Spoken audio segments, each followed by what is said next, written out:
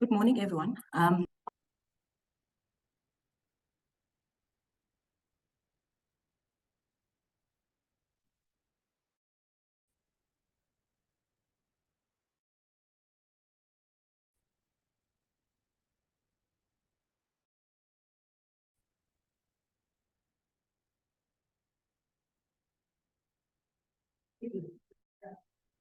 Good morning, everyone. Thank you so much for joining us for the SJA 1.0 report back.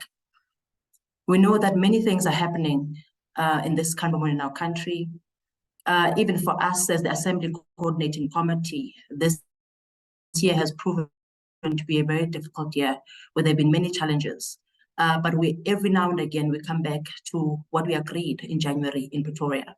We agreed that it is important for us to come together, to collaborate, to strategize together, and to start to think about the future of this country as a collective. And so this morning, we felt it was important to call the people that were part of the assembly to report in the assembly and what has happened since then, to discuss in this room what we think the Shadows Assembly must focus on. And we felt it was important to do this in September, having agreed in January that it would come back again and be together in September. Unfortunately, in our plans to meet, we were unable to raise sufficient funds to meet in person, hence this virtual meeting. But there are plans to convene the assembly in person again early in 2024.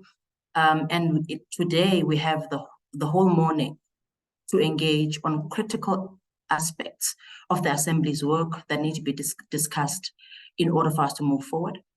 I am going to hand over to Enzio Jacobs, who will speak about the purpose of this gathering and give background. But I want to say to all of you who've made the decision to be here this morning, that our country needs us. As Tessa Dooms said in our meeting in January, we're all sitting in a car that is ready to go off a cliff. And the only way we'll find ourselves in safety, not only as a sector, but as a country, is if all of us put our hands on the steering wheel, and if all of us are prepared, despite the many crises, to intervene and drive towards a better South Africa. Having said that, I'm going to hand over to Enzio. My comrade, thank you so much. Please take over. Thank you so much for that introduction, Comrade Nomzamo. As has been said, in the first sitting of the Social Justice Assembly in January of this year, it was we were mandated as the Assembly Coordinating Committee to have a sitting in September to give feedback and to provide a way forward after that convening. And so this is the first step in that process. The Assembly has resulted in a report on the first Assembly, and as a result of that report, we today will sit and take you comrades through the findings of the report and also the actions that will transpire between now and the next in-person sitting of the Social Justice Assembly, which will take place in 2024. The intention behind this sitting is to give us a sense of what came out of that report in summary. The full report will be available after this meeting. Once this summary discussion has been done, we'll be joined by a few comrades who will talk to us about the processes leading up to the 2024 elections, which have been a critical point of our meetings over the last few months, and has also been a point of many of the gatherings that have happened across the country. During these conversations, we hope to give you a sense of some of the plans moving forward, some of the progress that has been made, and also to give you a sense of what it is that we hope to do in the road to the 2024 second sitting of the Social Social Justice Assembly. In this time, we will also introduce to you a campaign that has been titled Activate the 28, which will be shared with yourself shortly. And as we close this meeting today, we really want to give you a sense of what the next steps are moving towards the 2024 sitting, but also some of the parallel kind of pieces of work that have been done with other convening groups, including several that were part of the initial Social Justice Assembly and others who have joined us along the way. So that's just to give you a sense of what's coming in this program today. And I will now hand over to Rumana, who will share with us a little bit more about the Activate the 28 campaign. Thank you, Anzio. Good morning, everyone, and thank you for joining. So I'm going to start by speaking on the Activate the 28 campaign. So this is a uniting campaign that works across organizations and coalitions. Basically, over 28 million South Africans who are eligible to vote are either not registered or are not voting. The youth make up the largest and most influential voting cohort, yet many of us are just not willing to vote because we feel underrepresented. So voter turnout in South Africa has been exceptionally low, not only in the last elections, but also for the last few elections. So because of this, a few organizations have decided to work into their agendas to contribute to a campaign that will encourage people to either register or to use their vote, or do both. So I'm going to ask, we'll just play a video, which is part of the Activate the 28 campaign, and is SJA's contribution to that called We Are the Change campaign. So we've got a promo video that we've just will play for you. That I want to see. The one change that I truly desire. One of the biggest changes I'd say I desire. The change I would like to see. A better spread of wealth and income. I just want a more equal country. Equality. More social development. A South Africa that is healthier. More youth inclusion in big political and socio-economic decisions. If the youth becomes more involved in politics, I'd say maybe it might be a start. Voting is a big part of it. I think it begins with our vote. It starts here. It starts in our homes. We are the change. We are the change. We are the change.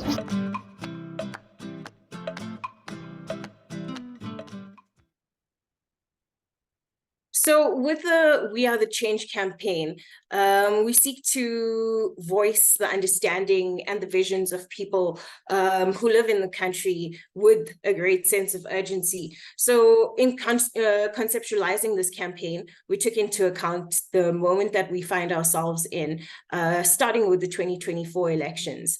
And the campaign is intended to highlight these visions as a nation and will serve as a catalyst for hope. These visions will also be worked into the agenda of SJA 2.0 because we're hearing what people seek to see in our future. So you will be seeing these across your social media platforms, and you'll also be seeing this as part of the Activate the 28 campaign. Thanks, Tessa. So good morning, everyone. I'm Tessa Dooms from the Rivonia Circle. And so we have really, when I say we, it's just a growing number of people, individuals, organizations that have been starting to talk a lot more, particularly since the My Vote Counts meeting that brought together about 50 activists about 2 months ago around strategic voting. Really started to think about what it is that civil society can begin to do on the side of the voter. And that's really an important thing to stress about the Activate the 28 idea, and particularly the idea that it is the voter that will bring the change, not the politicians. Is that our job as civil society has always been to be on the side of people in communities, to be on the side of people who are on the margins of society, on the margins of power, people who are disenfranchised by systems of oppression and systems that really seek to do harm to people's lives and livelihoods. And when it comes to elections, traditionally, we have not always had civil society have a direct influence on the electoral cycle. But we all know that, voter participation and the role and the voice of communities and people is actually what decides an election at the end of the day. And so for us as civil society, it is important for us to be on the side of voters in the next election and to have a collective platform in which voters, whether or not they have decided already on where they will put their X, and whatever their ideological trajectories are and what brings them to the table, to really engage people on the fact that indeed we the people are the change that will move things forward. And so Activate the 28 is our call to action as civil society for ourselves. We need to activate 28 million disillusioned voters. That number comes from the 2021 election that had, of the 40 million people who were over the age of 18 and thus eligible to vote, we only had 26 million who registered, which means 14 million had not registered. And then we only had 12 million show up, which means a further 14 million did not show up to vote, even though they were registered. And so the 14 million unregistered and the 14 million registered but not participating make up 28 million people who we believe need to be activated towards the 2024 election. There are various streams that of work that are forming organically and in different ways throughout civil society, and I think we'll get to talk about that in a session a bit later on. But these again emerge predominantly from the strategic voting session that My Vote Counts hosted a few months ago, and those streams in the main are four things. One is to ensure that we as civil society participate in voter registration in communities and the constituencies that we serve. The second one is around protecting the integrity of the election and making sure that as civil society, we play a watching role and make sure that the elections are free, fair, and credible.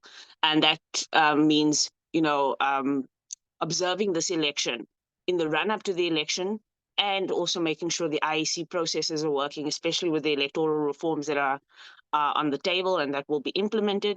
But finally, even on election day, making sure there's civil society boots on the ground, ensuring that we're protecting the vote. The third one is coming up with a people-centered agenda for the election, a people-centered voice for the election. This election needs to be about the issues that matter in the communities of South Africa, the issues that matter to people who are not benefiting from this country's democracy, people whose voices are often drowned out by political parties and political actors. And so to that effect, it is important that the issues that matter are tabled from the perspective of communities themselves, and that we as civil society organizations create space for a collective agenda that we can then present to those who are seeking the vote. And then finally, about building political power and building political alternative vehicles. And that's also about us organizing and figuring out how do we organize so that we influence and build power in a more strategic way going forward. And so those have been the conversations that have been happening over the last few months in different ways. And I think between session 3 and 4, we'll talk a little bit more about what some of the initiatives are that we know of in different civil society organizations and movements, and also open to you to share any work that you know of or you are doing in your organization, your community, your social movement towards making sure that in 2024, it is truly the voter that wins the election, regardless of which political parties or political candidates and independents emerge.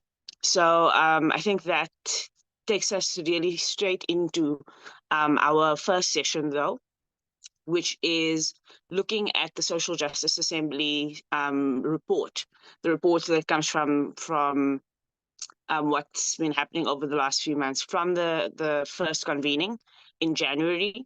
And for that, I'm going to hand over to Caroline Peters. And Caroline will just take us through a systematic report back from the side of the SJA. We'll have some Q&A, and then we'll move to the next session. So Caroline, I'm hoping you're ready. Yes, I am. Thank you, Comrade. Thank you, Comrade Tessa.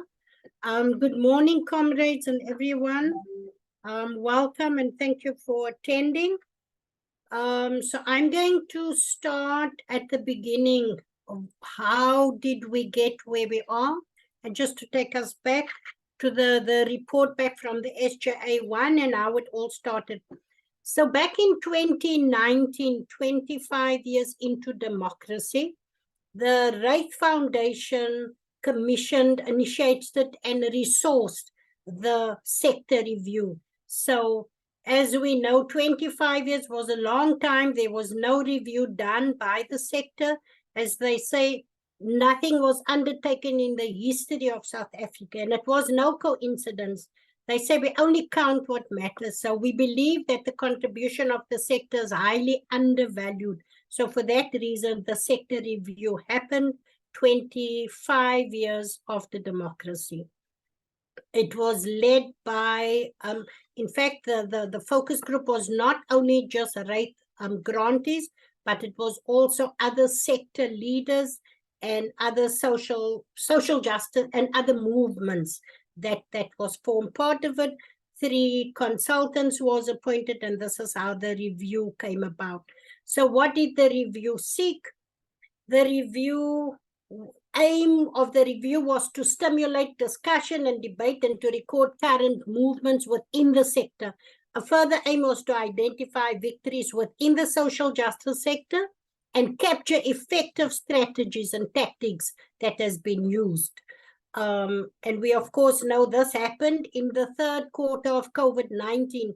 And of 2019. COVID happened in March 2020, which meant that focus group happened online, and it happened, so it meant also that some people were excluded, others did not have, you normally have a very different review if you do face-to-face review, and so this was the review from the sector.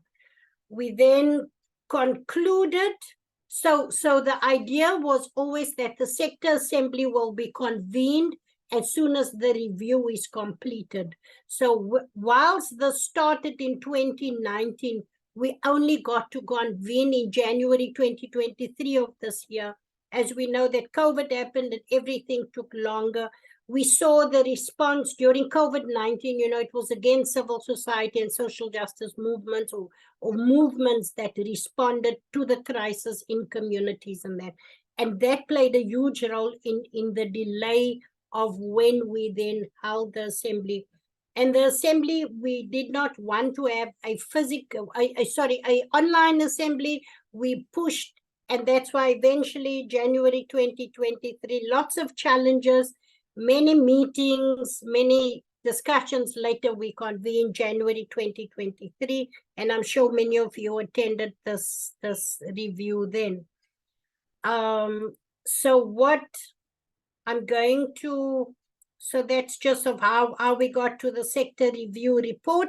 And for those of you that don't have it yet, there is a social justice sector review report that is available on our website that you go and that's a 81-page document that you can do. So I'm just briefly telling you how we got here. But the full report is available on our website. I just want to share my screen and then speak to what happened at our assembly.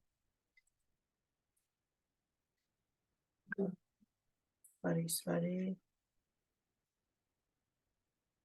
SJA report back.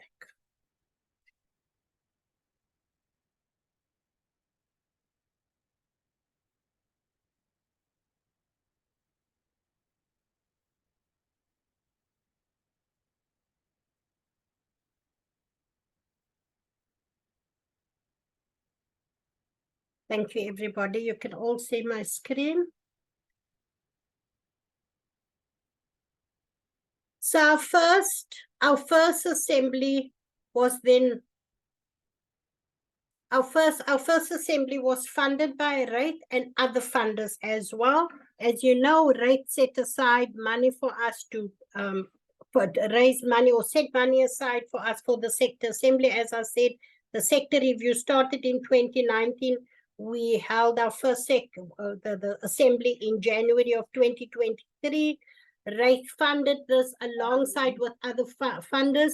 Comrade Anzia will speak to Comrade Angel will speak to who the other funders were and how that came about. And so, as you all know, to have had the assembly happen in January took a lot of work, a lot of coordination to ensure that we include all civil society organizations, social justice movements, and in various aspects in also from gender to land to climate justice.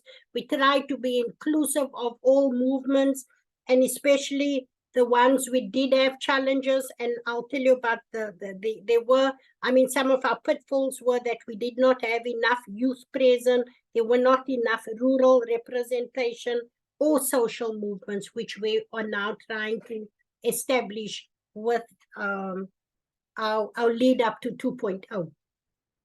So what was the outcomes from the first Social Justice Assembly?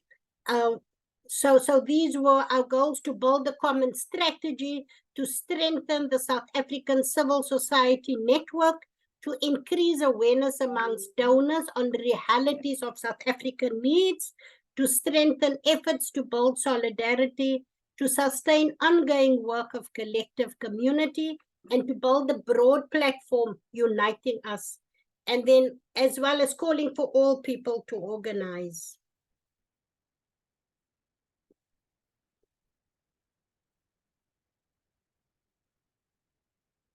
I'm sorry, I'm struggling to, okay. So building a common strategy, the Social Justice Assembly aimed to establish a common strategy for addressing the critical issues that the social justice sector needed to address. The discussions and outcomes of the Assembly provided a foundation for ongoing collaboration and collective action, helping to build momentum and derive change. We strengthening the South African civil society network. The SJA aimed to strengthen the civil society network by bringing together stakeholders from diverse sectors. Like I said earlier, it took, all of us was represented as leaders in different sectors. When I came from the gender sector, there was the land and other movements were represented as the organizing committee. And we pulled together our networks and tried to make sure, even though we still came up short, but we tried to include as many, not just civil society organizations, but movements to be a part of the SJA1. The program was collaboratively designed with participants encouraged to contribute proposals. So again, what we did, we put out the call for proposals for the programming. We looked at models of different models of being as inclusive and not to be, we wanted to do it differently, not to dictate to civil society or movements about how the program should look, what it should look like, how we should organize. We wanted to have a real collaborative approach and methodology for this. The interactive nature of the assembly allowed for active participation and diverse perspectives. So the increase, we try to increase awareness amongst donors on realities of SA needs. So the SJA aimed to increase awareness amongst donors about the SJ, the social justice realities in the country. The assembly was convened with the generous support of donors and organizations in recognition of the need to find ways to convene civil society despite funding constraints. And you know, we had a date and then the date had to be postponed because not all financial commitments were met. And I want to pause here and stop and say, you know, it wasn't just donors, other organizations came with, organizations within civil society also contributed human resource capital. We took cuts on, from our organizers to our, if I can just mention our social media, our comms people took cuts in what it would cost or their normal cost to ensure that the social justice assembly take place. As organizations and as leaders, we all gave of our time, voluntary, to ensure that the social justice assembly take place. The assembly created an inclusive, diverse, and non-partisan space and incorporated spiritual, artistic, and creative expressions into the main program. This was done through discussions, exhibitions, and speakers. The SJA aimed to sustain the ongoing work of the collective community by continually advocating for collaboration on all points, all the time, calling for collaboration. The Assembly identified areas where increased collaboration and coordination could lead to more significant impact, namely the 2024 elections, austerity, and gender-based violence efforts. That was one of the reasons why we convened, was very important. We all know that at this stage, the increase of gender-based violence efforts. Today I'm speaking at an event that we as a province arranged for a magistrate that was murdered by her husband. It is the second magistrate lost this year. I'm just not saying people are different, but gender-based violence, femicide is out of control. I speak as an expert in that sector. And so, so for the Social Justice Assembly convening at the time, it was really great so collectively our efforts to combat GBV was felt. And then, of course, the 2024 elections is looming, as Comrade Tessa spoke about earlier.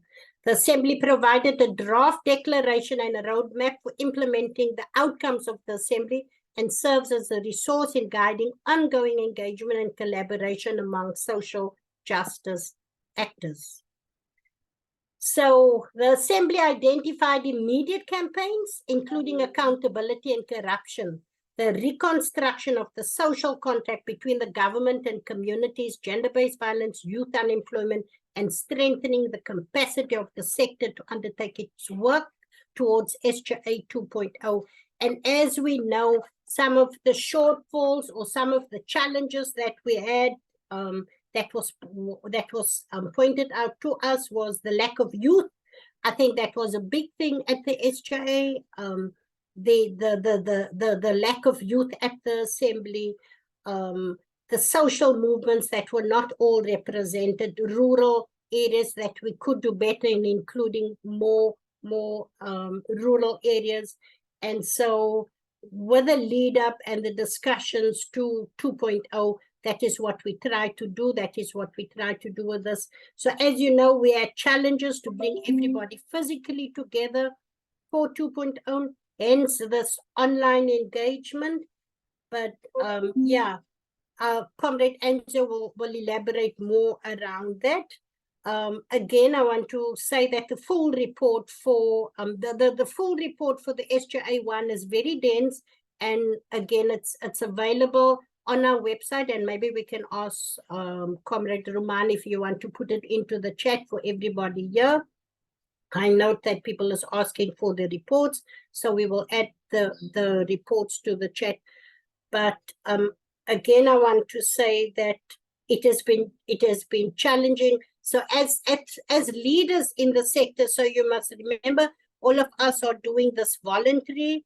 None of us are being paid for. It's not paid position, so it has been very challenging to get together as the organizing committee, because all of us lead organizations as well. And but we've been doing our best with the resources that was also on hand. And with that, I want to ask, thank you, Comrade Tessa, if there is any questions. Yeah, thanks. Thank you so much, Comrade Caroline. So just I'm asking people to prepare themselves to ask questions. preferably in the chat, but if somebody does want to speak, please just indicate by raising your hand so that the tech team can unmute you, because the tech team would need to be able to do that. But just to give a recap while people get their questions together, the SJA has taken a mandate from the January meeting, the first meeting, and has focused on a few key things. The first is ensuring that the team that was selected has met on a regular basis, has started sensitizing the funding communities and donor partners to what the needs of the sector are and what the needs are, both in terms of organizing and issues, has taken forward and identified some key issues, particularly campaigns around austerity, campaigns around gender-based violence, campaigns around government accountability and the 2024 election, and has participated as much as possible in various organizing around that. And then is looking forward now and looking to the future around how do we start to amplify organizing efforts, ensure that different organizations and movements are more and more incorporated into these collaborative efforts that are on the table, and moving towards the second convening. How do we start to regularize and normalize collaborative efforts around some shared objectives that we've now seen on the table. So I don't know if there are any questions already in the Q&A. I'm not seeing any questions at this point. Are there any hands raised? Just trying to see from the tech team as well. Do we have any questions about the SJA? Any questions about organizing efforts? Hi, Tessa. Yes. I had my hand raised, and what I wanted to ask is if people don't want to reflect, maybe can't right now, reflect on the first bit of our engagement. If people maybe had some reflections around their expectations of the SJA. So leading up to the first gathering and since, what would be some of the things that people had wanted to see come out of that? Because I imagine a lot of people that have been involved and are following are also committed to the banner representation and the potential of what we could do together. So those kinds of reflections could also be useful right now. So as we go into the part of the program that deals with our next gathering, we can capture some of that sentiment in helping us build the program, Thanks for that, Nongledo. So I think, comrades, we've heard that. Gillard has also asked a question around some of the efforts, some specific examples of any of the efforts around the austerity organizing, the anti-austerity organizing work. So if anybody from the ACC is able to respond to that, that would be great. Either Caroline or anyone else. I'm seeing some comrades from KZN saying they're struggling a little bit to be on the line because of load shedding. So Anzio, maybe you want to take questions about efforts around the austerity as an objective and organizing efforts that might be happening around that. But anybody else who has reflections, as was stated by Nongledo, about what your expectations have been from the SJA and what you've been hoping to hear or see from the side of this convening since January. But Anzio or any of the ACC team?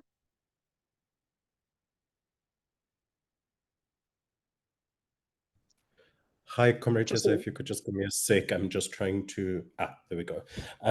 So I'll speak to this more broadly towards the end of the call in the final session, but there have been many kind of parallel engagements that have been happening behind the scenes.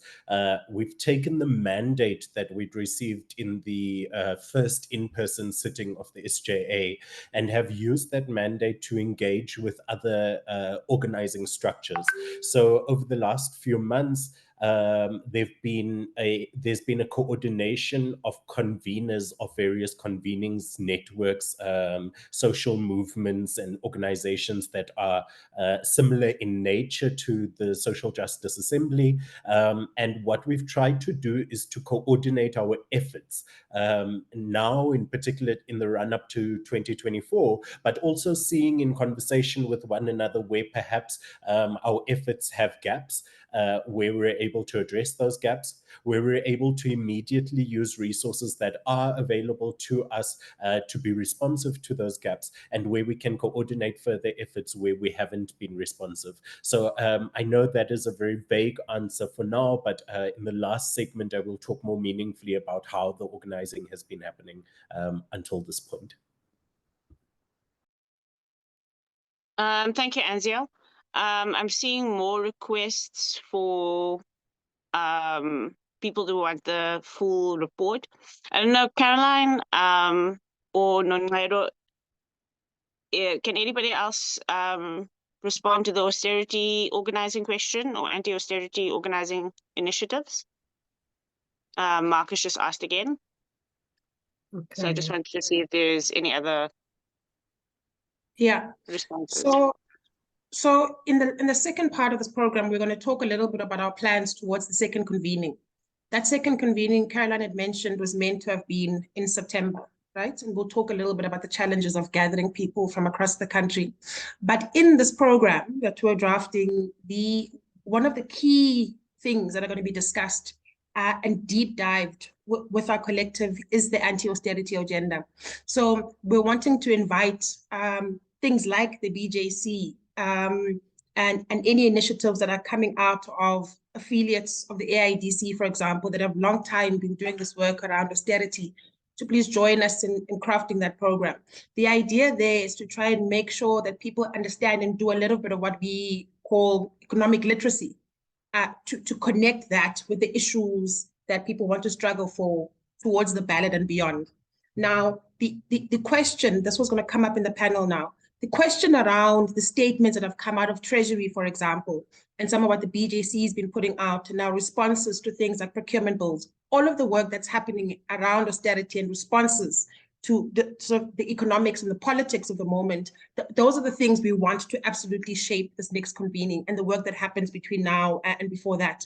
So our encouragement, because the SJA is a banner, right? Everyone inside of it should be finding each other and collaboratively trying to put together plans of action, is for interested parties to also set mandates for us. Convene each other, talk about what it is exactly that you want to do. We must insist all of that work is people-centered.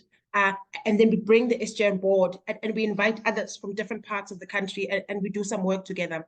This period of MTBPS between now and the 1st of November is going to be crucial for that activity. So I think there is a recognition that that intervention needs to be short-term, but it belongs to all of us.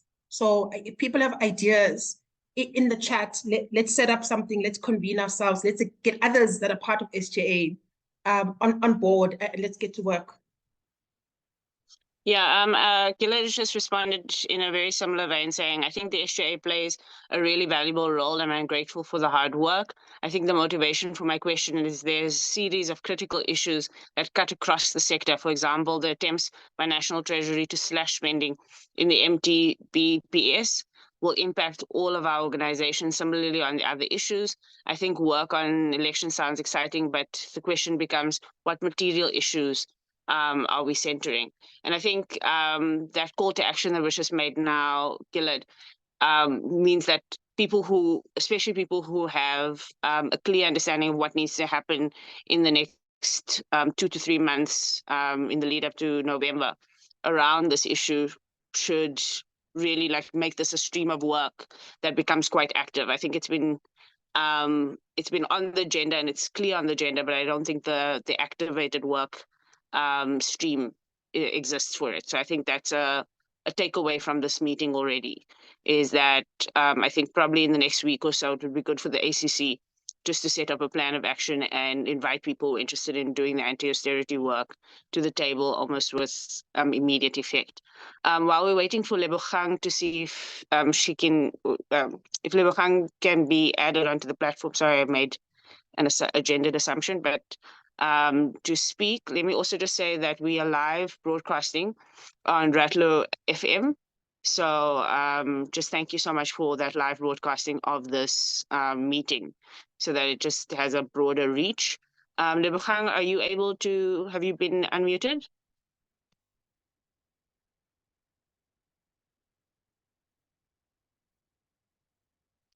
Has Lebogang been unmuted?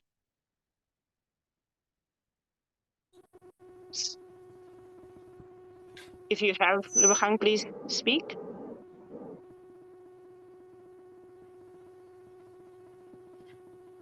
I don't know if I'm audible enough. Yes, you are. Please go ahead. Okay, no. Yes, thank you so much, colleagues and everybody. And what I wanted to say is just we just connected so that the listeners can listen to the outcomes of the report that need to be understood by the community as well, like you just said in previously. So I don't have much a lot. I think I'll be having questions during the time, question and answers. Thank you so much. All right. Thank you, Lebogang. We have a question from Wayne. Is there a criminal justice element on this platform? Looking forward to work with incarcerated voters. Wayne, I think that's a really important point and something that can definitely be taken up in the conversation that we're going to have in the third session around some of the strategies that are going to be used around the 2024 election build-up. So I think we'll take that into that conversation. Comrade Sekutlane says, thank you for your efforts, cadres. It's much needed and only strengthens existing movement work. Key question for me is, what are the key emerging planks of this platform? Further, who is this platform and our campaigns and advocacy speaking to? Are we trying to engage the state? Who in the state? From which? What from the state? So any of the ACC members, Caroline, I don't know if you can respond to those two, or any of the other ACC members who are on the platform at the moment. Comrade Tessa, so yes, we have tried to engage the state, but that again also was something that we wanted to confirm with when we have more people. You know, it was a few of us that gathered, and we always wanted to be collaborative and as inclusive and the decisions taken. So again, we want to ask this platform, how do we move forward? What is from the state that we wanted to engage, but we were very clear with the first SJA that it would be us only, it would be civil society and movements gathering at the SJA, at SJA 1. So for that reasons, and yeah. And again, on the second part of this, we will. And I just want to also just for Wayne that asked about the criminal justice element, we did discuss that. And I specifically work with women incarcerated and women in conflict with the law. So my focus is always to be so inclusive of incarcerated persons. So yeah, and definitely that is something that should come into the space. Yeah. Thank you, Wayne, for that question, because I'm also that advocate that always pushed that question. Thank you.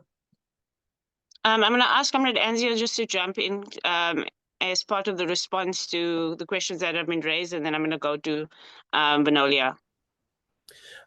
So I think that it's important to identify that the Social Justice Assembly is made up of, if memory serves, just under 200 civil society organizations, or it's representative from the first sitting of just under 200 civil society organizations. And our hope after the first sitting was certainly to expand on that number, which is why we then started to link with other formations and link with other networks. So when we asked the question, who are the campaigns and advocacy speaking to? I think that they are speaking to a broader collective of civil society organizations, networks, as well as social movements. But something that came out quite strong from the first SJA was this call that there has to be a very present and loud youth voice in our advocacy that is cognizant of the fact that we've got a substantial portion of our population that is youth. In the second instance, in terms of engaging the state, while this has been a desire that has come through and through in our conversations, I think that there was also a need in the first SJA sitting to balance the desire to engage with the state with the real desperate need for civil society to speak to one another first and have a kind of agenda ahead of engaging with the state. So it is something that came out quite strong in the first SJA sitting. It is something that is present within the broader report, which again, in response to the chat, will be shared after the sitting. And so the intention is with the SJA 2 sitting, which will happen next year, that this will be a lot more deliberate in the conversation that we're seeking to have. Who in the state? I suppose that we're trying to speak to all parts of the state, because the issues that we're facing as a country, the challenges, the austerity and the like, are experienced throughout the apparatus of the state. And so I think that it is that broad. However, there is a desire to engage with stakeholders that represent certain components of the state, such as treasury, such as justice, among others, which are critical for us to engage with. And those will really be engaged on the basis of the prioritization in the report of issues that were raised by the cohort that were in SJA 1.0 and would be informed by SJA 2.0. I hope that helps in some ways with the answer. Yeah, I think it's also important to note that who's engaged is really is determined on a campaign by campaign basis, I would assume. So I mean, as we talk about the 2024 election work, for example, a large part of that work, the audience that's being engaged, the direct people being engaged, is communities and voters.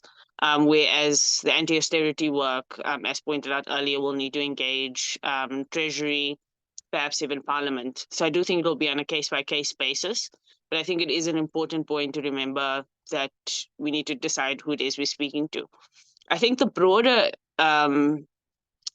point as well is what Angie was raising about who are we, and that the first port of call for the SJA is actually to speak into civil society and be a connecting force between civil society organizations.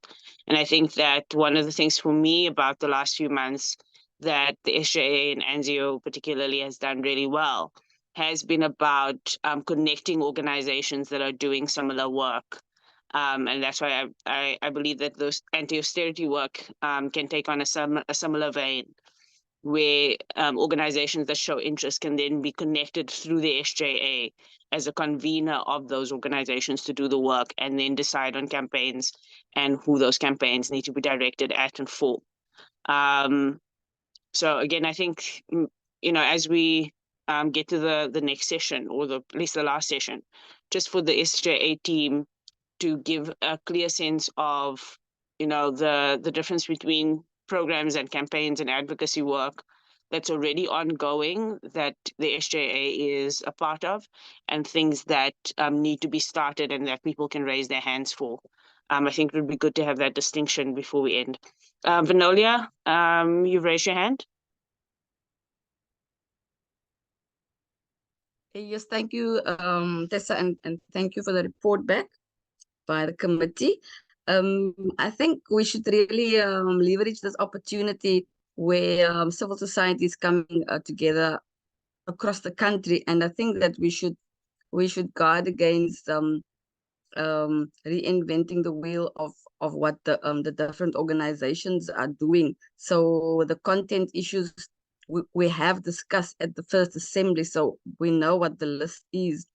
I would like to propose that between now and the next social justice coming together, the physical coming together, that we focus on some some winnable, concrete, joint activity that we can have as different civil society, because that is what the strength is in this coalition, because as individual organizations, we struggle and we don't get all the way, but the solidarity and the force of the Social Justice Assembly behind those individual campaigns, I think it's important. So maybe something around load shedding, or to do a survey of all the different regions of what are the 20 core achievable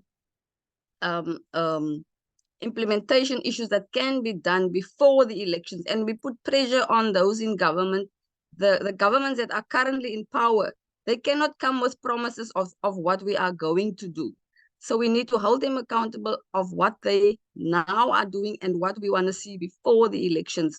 We have started working on that in the Northern Cape and in the West Coast, and it's very effective because it has mobilized the communities.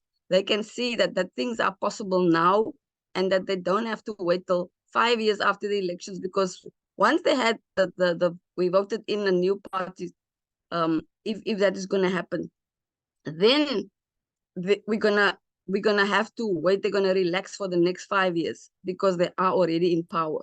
But our strategic moment is now to demand things, tangible things, because we go sleep and we have food and we have lights, but there are people who don't have that stuff, and we need to use this movement in order to improve the quality of life. So austerity is important, but that is a long-term campaign.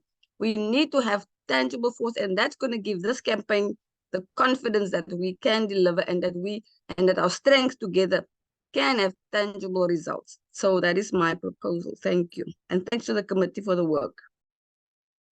Thank you, Comrade Venolia. I'm going to give over just to Anzio for a minute because he has to jump off for a few minutes just to do a quick response. And then I think Venolia's comment segues us into the conversation about the 2024 election and the key political moments conversation. So Anzio? Thanks, Tessa, and thanks to the comrades that have been making comments. Just briefly, it's important for us to recognize that the Social Justice Assembly is the sum of many, many parts. And so there are different entities that are doing different pieces of work that come together under the banner of the Social Justice Assembly. But as we've mentioned, we are working with other formations. And as part of those processes, a minimum set of viable demands is really a big part of the conversation that we're having presently to see what are those demands. We did find some that came out of the initial Social Justice Assembly sitting, and we've advanced the conversation in many instances there, but we are now trying to find a consolidated version of demands, and that is taking a little bit of time, and what we hope to report back in the next physical sitting of the Assembly. So you've definitely been heard, Comrade Venolia. And then there was a question just that was posed in the chat around the SJA's role, and say it was posed by Gillard. And I think that it's important for us to note that the SJA's role is limited to its mandate as per the first sitting. So we've been working really on the basis of what has come out of the reports, and our hope is that when we have the next in-person sitting that we can consolidate and then reaffirm the mandate such that we can move forward. But it is really a challenging task because as the Assembly Coordinating Committee, we represent the Social Justice Assembly, yes, but some of the decisions that we have to make require further consultation. And that's why this process takes a little bit longer than what we'd initially hoped. That paired with some of the funding constraints that we've experienced has required us to go back and look at other networks and look at other convenings and find alternative spaces for us to have these conversations in and move the conversation forward without necessarily expending resources that aren't available to us. And so we've tried to work creatively. This virtual sitting and this virtual report back is one of those creative means that we've tried to use. Our engagement with Ratlu FM and our engagement with other community radio stations is another means with which we're trying to do that. But we do certainly hear the comments and concerns that are being put forward, and they are being considered in the road to the next physical sitting. Thank you, Anzio. I'm gonna ask us to wrap this generalized feedback up for now, and to move to the next session, which is a bit more of a panel discussion that's focused around the question of the 2024 elections. And so I think Caroline again will participate in this one. We'll have Noncedo participate as well. I don't see Comrade Patani on the line. I don't know if it's just me who's not seeing him on the line. But Rumana, on the side of comms and the We Are the Change campaign, the Activate 24 campaign, maybe for you to also come in to this discussion a little bit. But I'll start off this discussion by, again, just giving a bit of a framing and a context for the conversation. In that, as Comrade Vinolia has said, part of the strategy here is around seeing that there's a moment, there's a window of opportunity that an election presents around being able to frame certain issues and make certain demands in the context of having, a vote to offer in exchange for the meeting of those demands. One of the things for me that has become clear is that we need to almost organize as civil society for this election as if we are organizing for a protest. And I say that because I think there's a matter of urgency about it that a protest has, that this election requires, but also that I think what came out of particularly the convening around strategic voting that happened was a sense that we definitely need to have a set of demands going into this election and think about what are some of the issues that we've been working on a day-to-day basis that can be a cause and a reason to mobilize towards 2024 and beyond. I think there's just a strategic moment that lies before us, and it's not just about the 2024 elections. It is about having a people-centered agenda that we start mobilization efforts around and sustain that beyond the election as well. We all know that a good protest doesn't end at the end of the picket line. A good protest takes forward the accountability and making sure that those demands are followed through on. And I think the end of the picket line for this strategy is the election, whichever date it is. But of course, we need to look forward in terms of that. So I'm going to ask Noncedo to lead us on this, and Caroline, just to give you reflections on where we are in terms of some of the initiatives that are happening around 2024 elections, and some of the discussions particularly that have happened in the last few months, and the key points from that. I'll also add on some initiatives that are coming up shortly, as well as a feedback on the electoral reform litigation efforts that civil society has undertaken. But Noncedo, do you want to start us off? Okay, thanks, Tessa. Okay, before I get into a little bit about what people are doing together, I wanted to just share 3 reflections when we think about next year. This will include a little bit about the things that are priorities for us, I think, in the short term. And they will connect our story around this sort of anti-austerity agenda. The first thing is that I think there's a clear recognition, and not just from the first gathering of the Social Justice Assembly, but I think that was the first moment we could come together and give it a name. And I remember Mersha Andrews calling it our poly crisis. And that was during a period where we were experiencing, I think it was stage 7 blackouts, and there was a hyperactivity and emotion around doing something in the immediate. And we've seen multiple things happen after that. And so if we think about where we're at in our poly crisis, I want to just like summon someone to join this conversation with me. In a conversation with Mary Metcalf, I remember her saying she's concerned because she thinks the dream and the potentials of a democratic South Africa have been abandoned. And they are weak because she's concerned about the status of our leadership. But she also says maybe what we've also forgotten by everyone in the country is that in order to think and dream about a vision for a democratic South Africa, we must understand that that dream and vision does demand both care and physical work for the people of South Africa. And Rutessa, when she was starting earlier, she was also talking and reflecting around the fact that the campaigns that we run and the Social Justice Assembly's agenda is mandated to be reaching out to civil society, but to the ordinary South African as well. And in those conversations, what we are hearing is this idea around dignity, which is connected to some kind of care, and the story around work, physical productivity, and especially of the majority of the population of South Africa. These are the bread and butter issues. And there's an intersecting way that we in our own sector talk about what those struggles are and what the polycrisis is, and all of our different imagined solutions to them. So in this reflection, I want to center this idea around we need leadership to think about a future democratic South Africa that understands and collectively this idea of care and work and productivity for the people of South Africa. And so what in my reflection do I imagine that we need? And I want to propose three things. The one thing that's becoming very clear, and we've also had conversations with the former commissioner of the Electoral Commission, for example, and the big point that she was driving home is she was saying what we actually need now is civil society to support the commission in legitimizing its role during the election and the electoral cycle.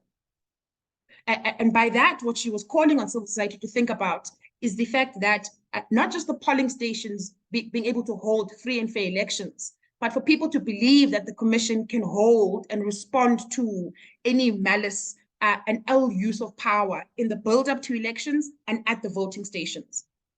And the response to her call from civil society, from many people in the room at this sitting, was that, but what we actually, it sounds like what we actually need is democracy education. And they were saying it sounds and is different from what we are calling civic education. And the people that were making this assertion were comrades that have organized and are now leading civil society in the 80s and 90s into democratic South Africa. So my one proposition to us as we think about the immediate is making sure that our interventions are intergenerational. We have to be able to tell the story of how we got here, use lessons from those strategy and tactics to make sure that when we go back into our communities, into our organizations, into our areas of work, that we think about democracy education and connect the stories of our past to the tensions of the present in order to really build a productive and conscious program to protect and safeguard democracies and the constitutional rights of all South Africans in this next period. And when I think about what democracy education could potentially mean for us right now, I want to bring in the treatment action campaign strategy. That if we're going to be running democracy education inside our communities, then we need to think about helping people name and understand the challenges. So what is the issue? Okay, and we spoke a lot about this at the first convening. Once we've understood and can name the issue, we need to insist that people think about these issues in intersectional ways. If the future struggle of South Africa is not feminist and intersectional in its nature, then it does too little. The second question we're asking each other through this democracy education work is the question around, once we've identified the issues, and it's people-centered in its nature, then we have to help each other figure out who's the power, which maybe goes to SJ's question, who are we engaging in the state? And some of us inside the SJA, through different organizations and different work that's been done, have said to us, it may also be insufficient to only talk to government and the state. We also need to think about the private sector. Where does power and money lie, and who is setting the agenda on behalf of people at the moment, and disrupt those relationships where we can, and make sure that we take these issues in black and white, in crystal forms and terms, to those in power and challenge some redress.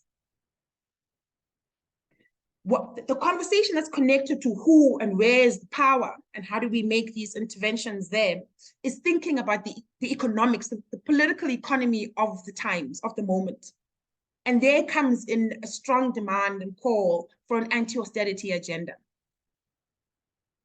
We've noted we've got between now and the 1st of November to make sure that we can make some kind of loud and bold assertion to the National Treasury. But I also want to say to the departments that we are all engaging in our day-to-day work. We were recently in a meeting with the Department of Education, and they were talking to us about cost-cutting constraints as a result of the communications that's come in from National Treasury. And one of the questions we had to ask the department is, what is your attitude to these cuts? Are you taking the call from Treasury and just cutting things within the next 6 months? Or do you have intentions to suggest a different approach to Treasury? And it does seem like government officials are quite laissez-faire in the potentials of their own response. They're just taking it as it is. And that's going to be detrimental for the most marginalized of the communities that we organize and work around. So we have to, inside democracy education, talk about where is the money and how is it being prioritized for these issues that we're bringing on the table. And all of this work in the democracy education, we should all be committing ourselves to over this next period must absolutely be people-centered. Otherwise, they lose the ability to sustain themselves. So that was my first call. The second call is around what abahlali basemjondolo call a living solidarity, something that moves beyond our public statements. And in order to think about solidarity, it's first finding each other on this call, in these caucuses, in these spaces, and using the SJA as our database, for lack of a better word, and connecting with each other where we've got common work happening across provinces. When we do that, we must also think about two things. The one is that we're not going to be able to sustain momentum around the SJA and its potentials if we do not meet often. And it doesn't have to be all 60 of us on this call. From wherever you are, with others that are connected to SJA and or doing similar work, let's just meet often to reflect and plot and think with each other. The second thing connected to this living solidarity is the story around commitment. So when comrades are asking in this conversation today, who's SJA, what are we trying to do, who are we trying to do it with, have we thought about this question? Those should be the things that are coming out from the people involved here. If your organization has endorsed the idea of building a social justice assembly, then your job is to come into these convenings and go, hey, how's about this? And this is a possible line of march. And these are the conditions and things we need to help support drive this thing. And it is people-centered. And we all support each other doing that work. But solidarity is going to come with a commitment to the body of work as well, and to meeting often. Okay, Tessa, I see your face. I'm nearly there. So that was the second thing. The third thing is, I think, in our vision, because one of the big things we left the first convening with was we need to be able to articulate what it is that we want to see in future South Africa. And I want to say, when we're telling that story, we have to also talk about how we raise our expectations of the leadership of South Africa. Many are also saying to us, we may not see a functional government after elections for a couple of weeks, even months, dare say, because coalition governments in our country have shown us absolute flames. But we must insist that story looks very different. And by that, we start off by setting higher expectations. The bar can't be so low for those that will come into leadership in this new government. And so maybe we think about a campaign to make those assertions. So those are my three things. Democracy education, it must be intergenerational so we can carry the struggles of our history and compute them with our struggles today and the work that's already happening, and we build by fire and force. The second is thinking about these values around a living solidarity, meeting often, showing a commitment to each other and each other's work, and building small pockets of work that can connect with each other under this banner, if we still want it and believe in it. And the third is raising our expectations of our leadership. So those are the three sort of things I am putting to us here. And then just to end off, young people in South Africa over the last couple of months have been engaging other young people in countries that have had elections in this last year. because this question around the potential of what the youth vote can do is prevalent in any democracy across the world, okay? And we had committed ourselves to this idea that we must, in fact, be thinking in sort of the terms of internationalism. And in these conversations with young people from different parts of the world, different things have come to us as advice from other young people. So young people in Zimbabwe have said to us, if you don't tell the story around how you met and found your liberation, what did it look like and feel like, and who was there building towards democracy, then you lose the potential to mobilize those that are currently living in the system, especially those that are young, because young people aren't necessarily apathetic, okay? If you're able to if you want to be able to mobilize and conscientize that cohort of young people, you must be able to thread the story. What is this South Africa, and what are the potentials and the dreams of its participatory democracy, its constitutional democracy, or all of those tandems? Because when you understand the fight and that it happened maybe not so far from where you live and have grown up, it charges you in a way that can't be done by anything else. And it helps build an organic counter-narrative to whatever will be in the media stream over the next couple of months. Those are comrades from Zimbabwe. Comrades from Chile said to us, comrades, be wary of this idea of us going, we've got a target, we need 2 million voters, young people, for this next election. And we go out and we do our voter registration. If that voter registration doesn't come with some kind of democracy education agenda and program, progressive, solid, conscious, then we are potentially mobilizing thugs, because you don't know where that vote's going to go. The Chileans have got a student leader now, the president of the country, and he's entering quite an intense sort of system. When there was an opportunity in parliament to vote in a new and progressive constitution to support this new energy of new leadership, the constitution failed by the same voters that were mobilized. And part of the reason the constitution failed because people felt like it was too leftist, too radical. But that's because there isn't a conscious base of cohort that has been mobilized towards voting. So with voter registration must come some kind of conscious democratic education that says, these are the things you must look out for when you're thinking about using your vote. And that's going to be a lot of work. The comrades in Nigeria said to us, we thought something very different could happen here because we've just come out of an NSARS era. And they said, what we've recognized now is that NSARS was a leaderless movement. And it gained traction, it did what it needed to do in that moment, and it revitalized the culture of activism and social justice in Nigeria. But it wasn't enough to take us to a progressive pulse. And they say the reason for that is because you always need some kind of convening body that holds things together when things get tough in the electoral machine. Our sector did phenomenal things in supporting South Africa during the COVID era, and that's momentum that we can absolutely build on for something that we all want, a better working government in this next period. As the Nigerians said, find leaders in your sector, build convening power, and keep going, and make those structures transparent and accountable to people. The fourth country that we engaged with were comrades in Turkey. And these comrades just said to us, prepare for the fact that people will tire during a period of mobilizing towards elections. The sector will become weary, things will become immensely difficult. Think of building in programs that reinstill hope and energy, especially in young people. Find them where they are. The next kind of convening we have like this should probably not be on Zoom, regardless of our constraints. Should be something that helps people feel energized around what they're going to be committing their time and energy to. And when things get difficult in this sector, through this assembly, as different organizations, wherever you're leading from, be willing to pass on the baton when you get tired. Let's try and see if we can find ways to collectively hold each other and prevent burnout, because we're going to need the sector more than ever on the other side of that voting day.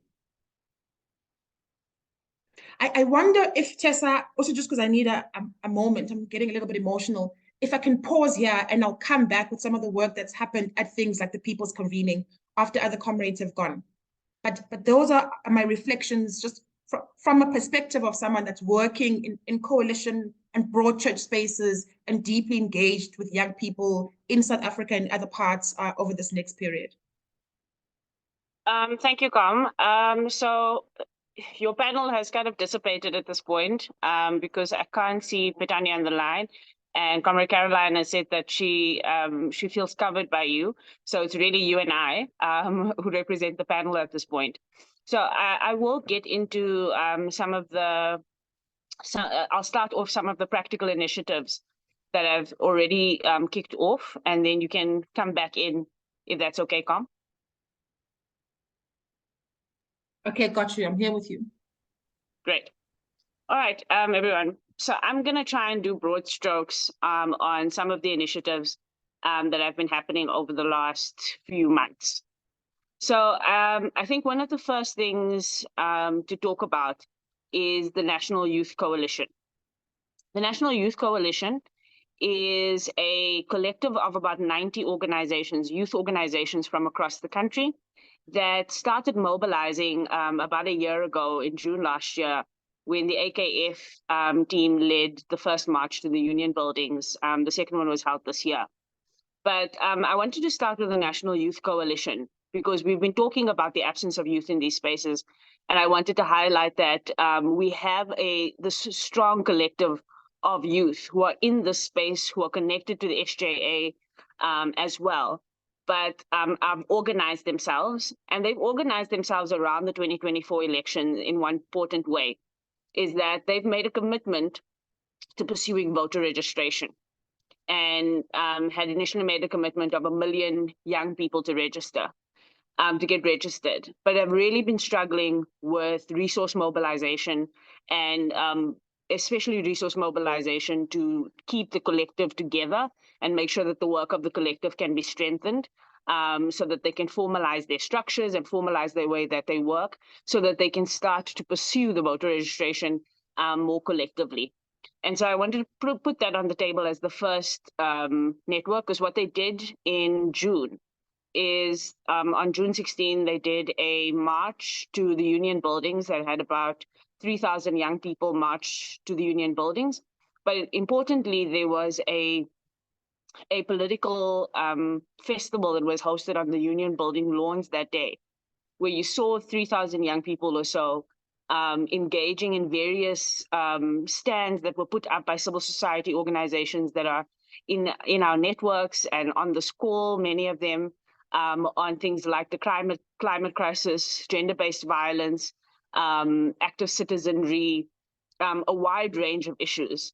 And so I was very heartened, and I am very heartened at the fact that that collective of young people exists. But I wanted to just do as a first call to action to us as civil society organizations and social movements, for us to really see how we can lend more support to the National Youth Coalition, in order for them to use their mobilizing power that they have as a network on the ground in different communities, in order to aid with voter registration efforts. The second highlight that I wanted to make was or is around still around the voter registration work. And it's 3 organizations that are starting to do work in that area that I think could support networks like the National Youth Coalition, the Social Justice Assembly itself, and DOD and other networks of organizations doing work in this area in terms of practical ways to get voter registration moving. So the first one is an organization called the Groundwork Collective. Groundwork Collective is a new organization that started maybe even the beginning of this year, if not late last year. But it's led by Mbali Ntuli, who's a former political activist, now social justice activist. and has created a series of activations that get done in communities for voter registration purposes. And the program that they've got is called Exchange, and they tested it out in June this year for the first time. And within 20 days, they managed to register about 6,000 new voters onto the voter registration, onto the voters roll. So this is a on the ground, in community type activation. So it's not a digital activation. It's on the ground in community.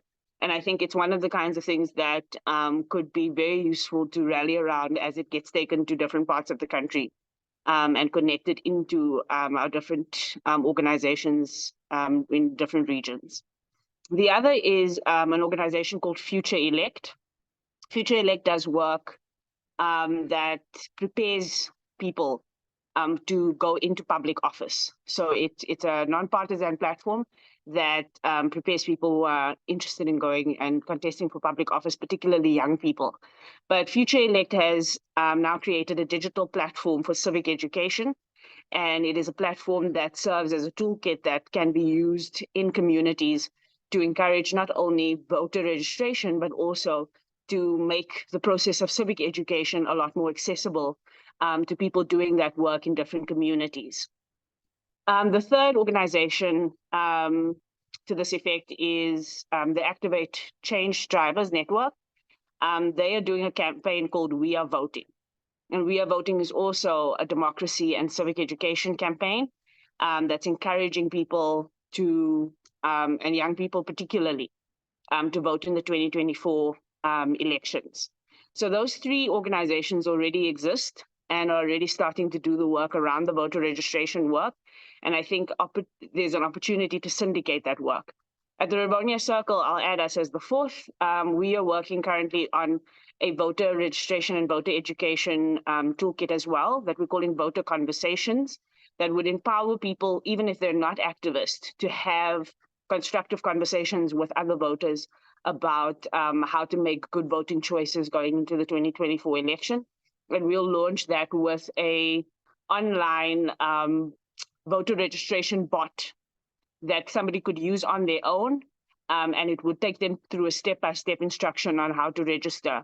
And it's particularly, again, targeted at young people. So that is a section of work that is already ongoing and is within this ecosystem. And what I think is hopeful about all of that work is that a lot of it is things that we can collaborate on without much resources. A lot of it is sitting in the form of toolkits. And I think that that means that it's easier to scale that kind of work if we have some joint efforts around it. What the SJA particularly is adding to this is support in terms of comms infrastructure. And so I think one of the reasons why the idea of Activate the 28 and We Are the Change as a campaign idea is such an important one is because that's the kind of comms space that can be used to syndicate these toolkits, these bodies of work, the outcomes thereof, so that we are speaking in one voice and doing the work in one voice, even though the tools are coming from different platforms. So that's the first bag or body of work I wanted to put on the table around the voter registration efforts. And when we go into the question and answer session in a few minutes, if there are any additional activities that I have not mentioned that people on the call know about, let's start typing them into the chat or raising your hand so that we can add to those. The second body of work is around getting a people-centered agenda and a set of demands for the election.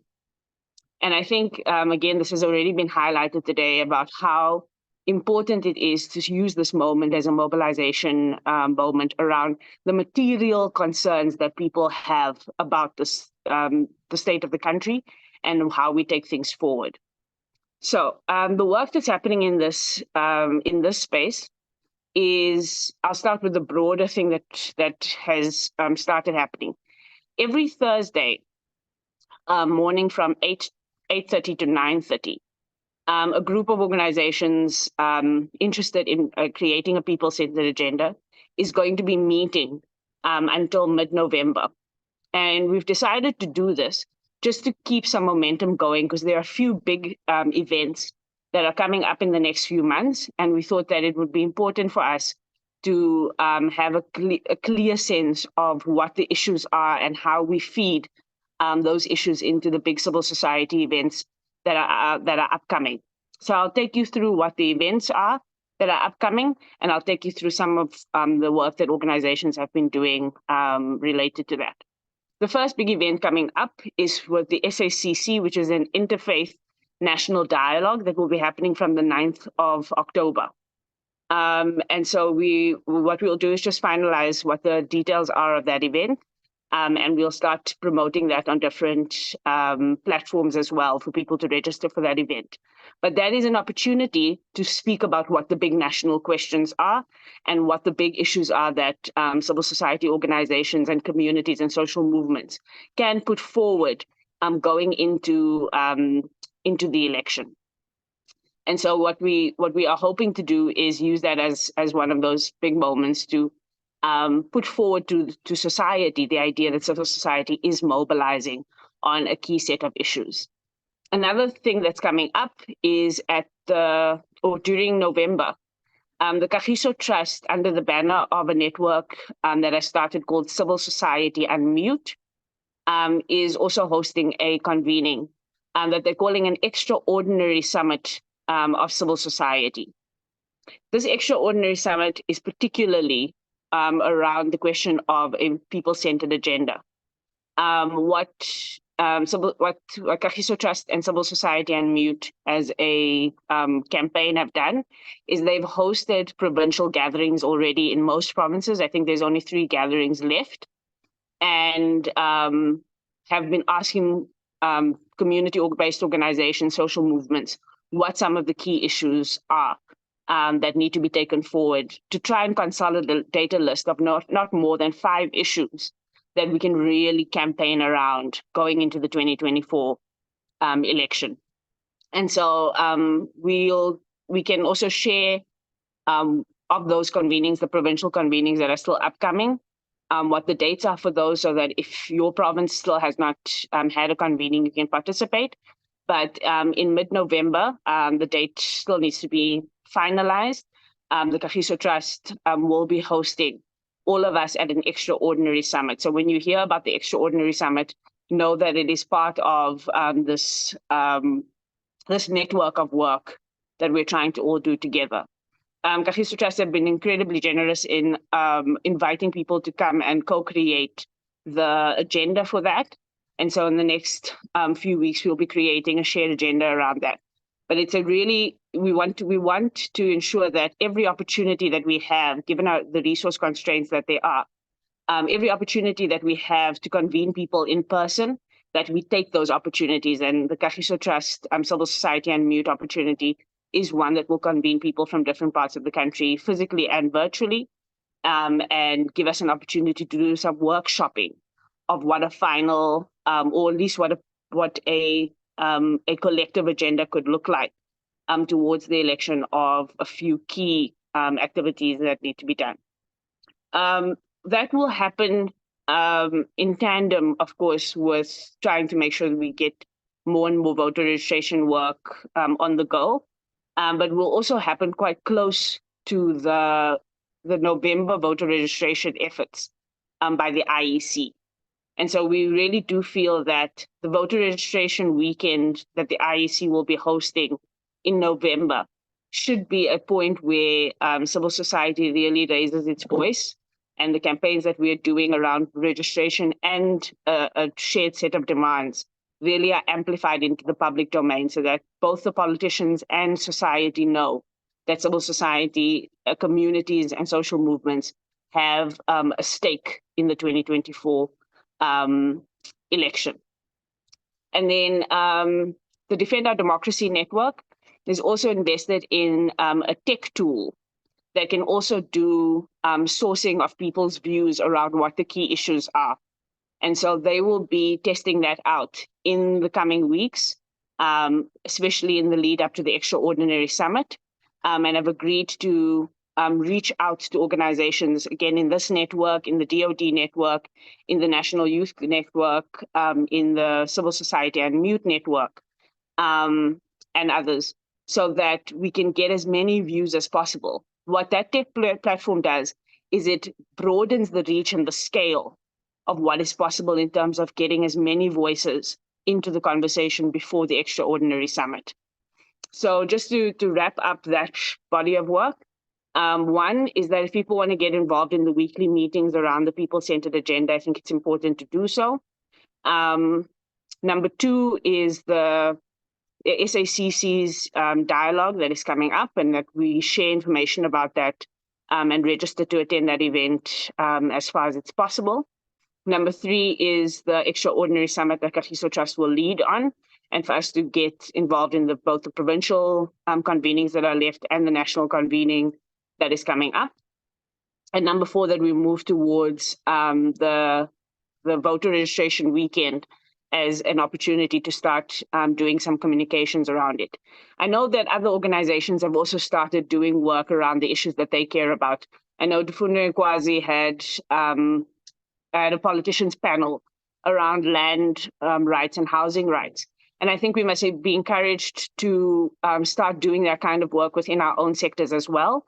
But that we at some point are going to narrow our focus to the 5 or so issues that we all agree on, so that as we in the election cycle, we have a focused set of messages that come through.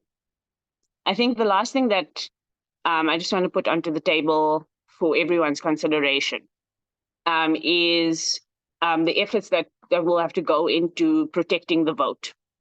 So again, DoD has decided to take a lead on this kind of work around protecting the vote, as well as activate change drivers. Both of those organizations are looking to register civil society organizations, organizers, community-based organizers, social movement activists as election observers in the lead up to the election, and particularly as boots on the ground on election day. That work is still in preliminary phase.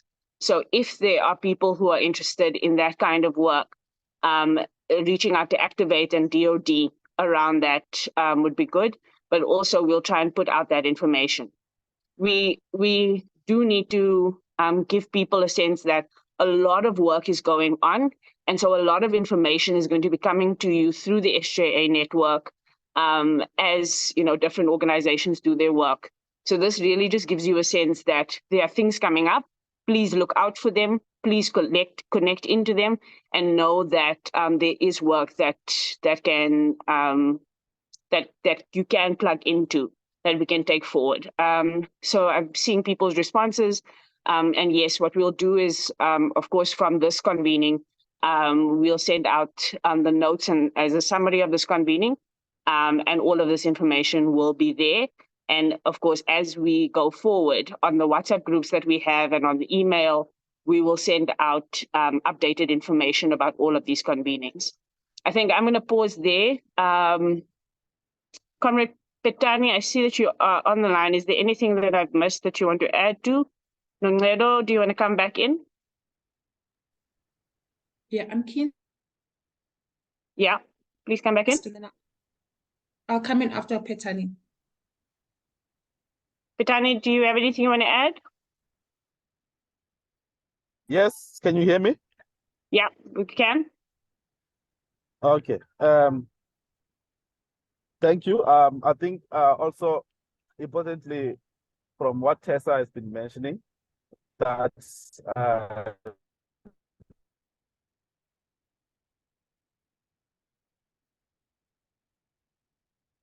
Petani, we can't hear you anymore. Are you still talking?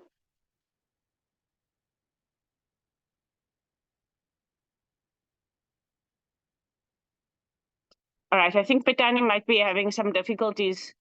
Nonqedo, don't you want to just... Petani? Petani, can you hear me?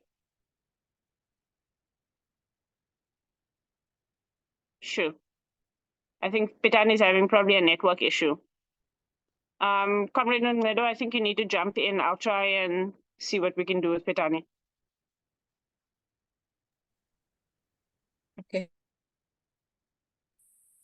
Okay, I wanted to share screen or just some of the key objectives that came out of a people's gathering from July.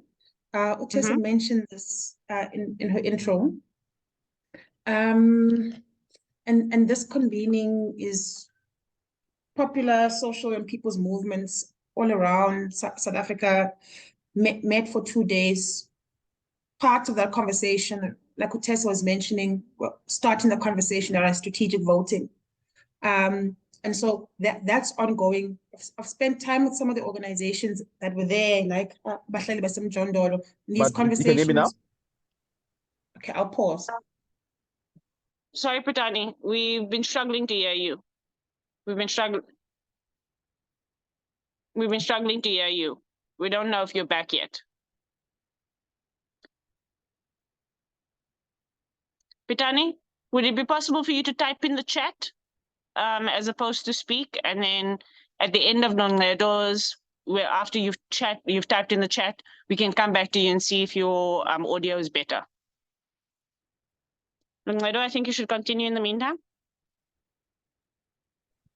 Okay, cool. So yeah, the sort of people's movements that were involved in that process are starting to have the conversations around what they do with their own votes as a collective to sway power in their different places of living in the immediate. So all of those things are happening, but I'm starting at the very bottom of the shared screen. But there was also appetite, I think, from everyone in the convening to think about what a political alternative beyond the ballot of next year looks like.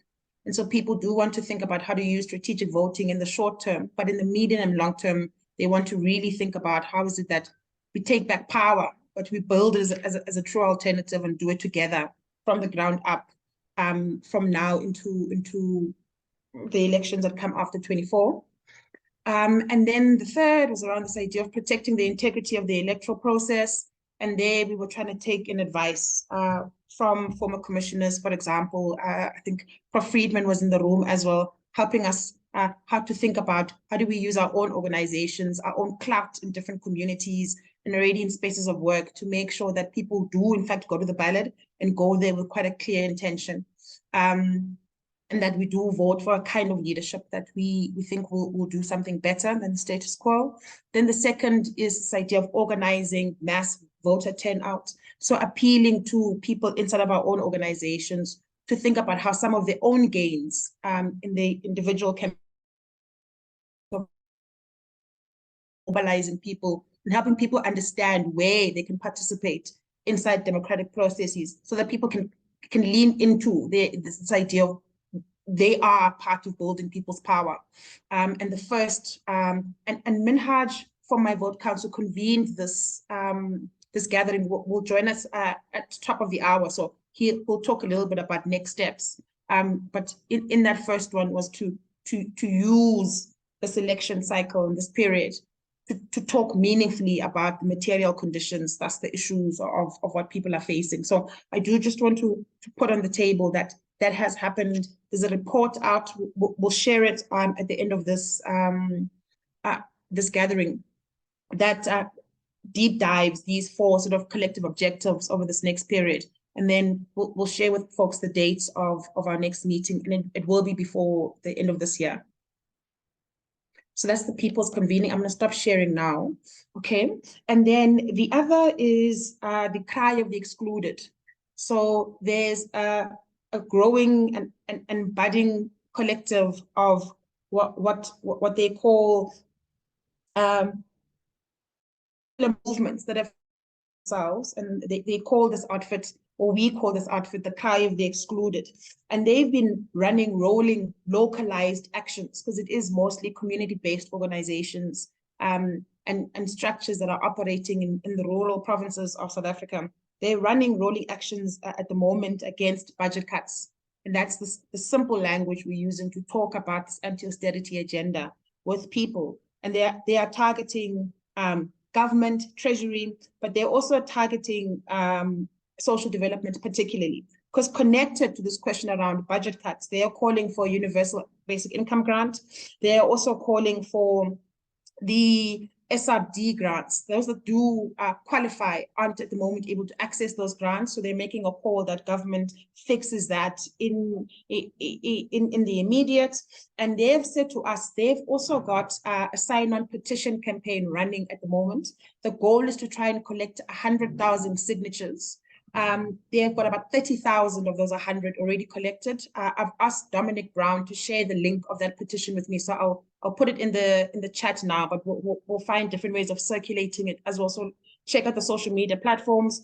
And that petition is aligned to this rally against budget cuts. And so the idea is that these rolling actions across different provinces and parts of the country over the next 2 months will consolidate themselves in rolling actions on the 30th, the 31st, and the 1st of November of this year. And this will happen in Pretoria, targeting Treasury, but it will also happen Parliament, Cape Town, in those kinds of centers. And the idea is to try convene people together with these people's movements to really just fight against this austerity agenda. And we do also just want to give a moment to memorialize the life of Ubongeka Boya, who we believe that wouldn't have passed if it weren't for these kinds of austerity measures in our communities. And so this kind of action in the cry of the excluded, these comrades are part of the Budget Justice Coalition, for example, so all of this work does connect. I'm going to try to keep momentum around this between now and the budget speech of February in 2024. So we'll keep sharing sort of common messaging around how to support and where these different actions are happening across the board. Those are my 2 things that I wanted to add. Thanks, Tessa. Great. Comrade Patani, I still haven't seen your chat. So if you can speak, I'm going to give you space in about a minute. But I just wanted to make a point that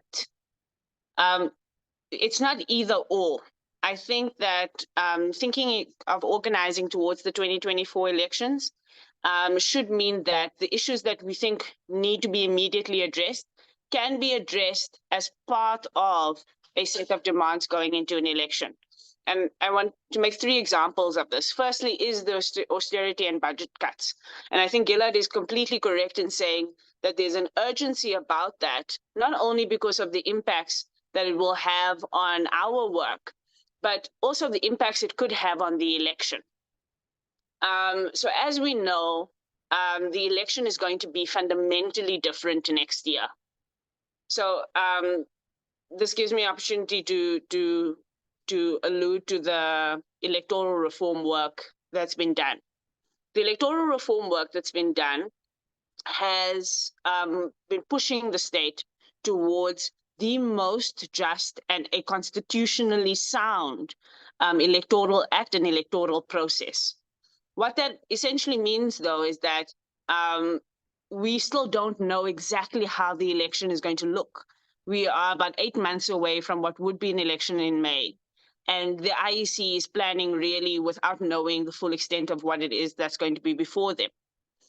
In the context of austerity and budget cuts, however, we need to keep a close eye on what the IEC has to work with going into this election. If the IEC has financial constraints, this can have an impact on their ability, and they've said as much. Their ability to host, for example, their second voter registration weekend in February is dependent on how much money the IEC is allocated. The ability to expand and make sure that the voter education around what will be 3 ballots in the election.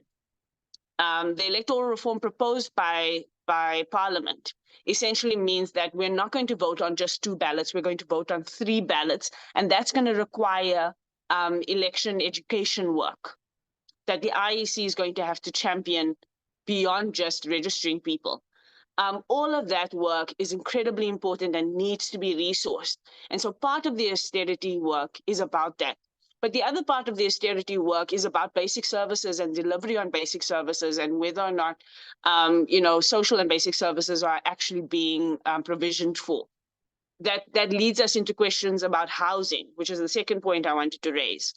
Housing as a key issue is coming up very strongly in the land agenda in the country. We've seen it because of the devastation of floods and the environmental events that have happened. We've also seen it in terms of the fire that happened in the city of Joburg and the inner city crisis, and there's some work that is happening around that as well. But I think fundamentally something like housing is impacted by the austerity budget, but also can be a key election driver that we have. But also just being able to rally around things like the electricity crisis, the climate crisis, load shedding, all of those things right now that are really quite cross-cutting are also things that can be on the agenda for the 2024 election, but are also quite immediate. So I think the immediate needs and the 2024 agenda don't have to be separate from one another. It just depends on how we frame things. And I think we see the opportunities to organize. I think the austerity organizing at the end of October, that is a moment we're already starting to talk about. We need these things done. The 2024 elections is a leverage point that needs to be part of the way we organize going forward. I'm just going to try and see what's on the chat. So somebody was saying, Patsy was saying, apologies, network issues in Cape Town. The IJR are also doing more training this year on women's election mechanisms for peace, room in certain provinces. So we'll have to add that to what people are calling a calendar of events. So Patsy, if you can reach out to the ACC team, the coordinating team for the SJA, and just give information about that, I think that would be great. Sekutlana says, our comrades from Asifikalane, I hope I said that correctly, FSIS DAG plugged into this conversation, speaking to housing and basic services issues. I'm not sure if they are on the SJA database, but I think certainly it would be good to check that out and make sure that those organizations are added, if not, and directed towards the gatherings and convenings around setting the agenda. So thank you for that. And also connected to the organizations that we know of that are making that a central issue. Thank you for that. I will definitely, I see the link is there as well. Petani, one last bite of the cherry. Yes, no? All right. If not, then I'm going to open up just for Q&A if there are people who want to speak using audio, and just take any other comments from the chats. I'm seeing people are asking, a direct ask has been for us to put together a shared calendar of events. I think we'll take note of that, and I think action that I think would be a good idea for the SJA to do. A mailing list. Also, just to be able to send them a link for how to get added onto the mailing list for the SJA comrades to do that. And then I'm seeing CZ saying the Center for Community Development South Africa is doing monthly civic education dialogues and voter registration tour with the IEC in and around KZN. Are there any other pieces of work that we need to know about that's happening? You can put those into the chat, or people can raise their hands, or if there are questions about what has been suggested around the 24 elections, we can take those now. Zoe is, so Caroline says she'll follow up with Patsy and Cheryl. Zoe has said, anyone here working on the type of voter registration work in rural Eastern Cape or rural areas? Zoe, I think that the idea, especially around the toolkits, is to be able to do that work wherever we are. The Rivonia Circle is definitely going to have a focus on the Eastern Cape in the first part of next year as our final voter registration push with our toolkit. So I'll get in contact with you, Zoe, about that. But I think also connecting to all of the other organizations doing that work and their toolkits might be useful for being able to self-organize in those communities. Nungedo says, yes, one of the ACC is from Ephesus, and Fred and friends at Plan Act are plugged in to share that work, so the work is connected to the work. Cool.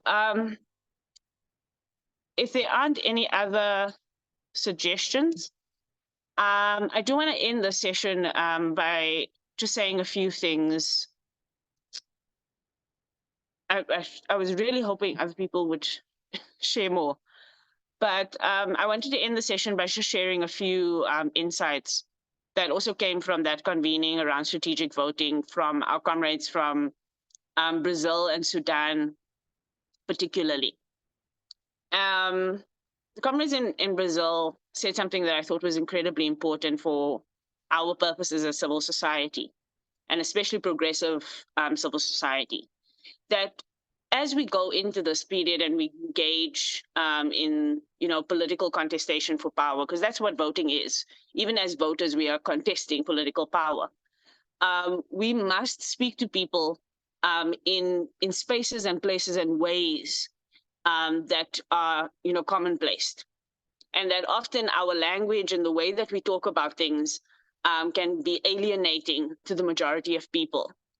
And that we also need to focus on speaking to people, not only the ones who agree with us ideologically, but people who are in the middle, who are either need the democracy education that Nonqedo was talking about in order to conscientize them, who are not, the people on the right that we need to fight with, not the people who are our antagonist, but people who really are genuine in their interest for change in the country, but are not necessarily conscientized ideologically in the ways that people who work in movements are.